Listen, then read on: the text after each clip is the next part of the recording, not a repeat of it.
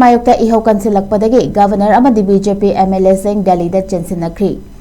NRC pangthoktana census tawba yaroi haiba khongjang nomanomagi kansillakpa general strike yauna nomanomagi miyamgi khongjang kansillakpadagi manipur gi governor Ajay Kumar Mla Amadi Bjp Mla saying Delhi da center gi luchingba sing unanaba Chensinnakhre.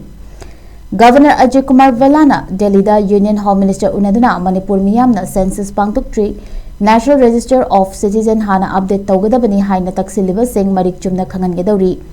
BJP MLA Kangbu amasu Delhi gidamak ngasi Imphal thadokre team asida BJP Manipur Pradesh ki General Secretary Lonena Party ki NRC amasung Census Committee ki convener K Sharad Kumar Uripo Kendra ki MLA KH Ragumani Lamlai AC ki MLA KH Ivomcha Wangjing Tentha ki MLA P Brojen Thanga AC ki MLA T Robindro Yauri Hayingsu BJP ki MLA khara Delhi da chatnaba thorang tawri hairi.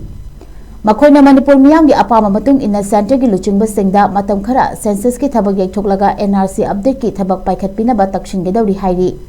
JFD na pungni fonipang gi general strike kauduna census pangthokringai NRC update taw haina akanba khongjang changsilakpadagi governor amasung BJP MLA sing Delhi da changsinnakhibani. Adumainamak Chief Minister Yumnam Khenchandi Imphal da lengdana leiri. Chief Minister ki maikaidagi miyam na pungning fathabinaba appeal tawrakli.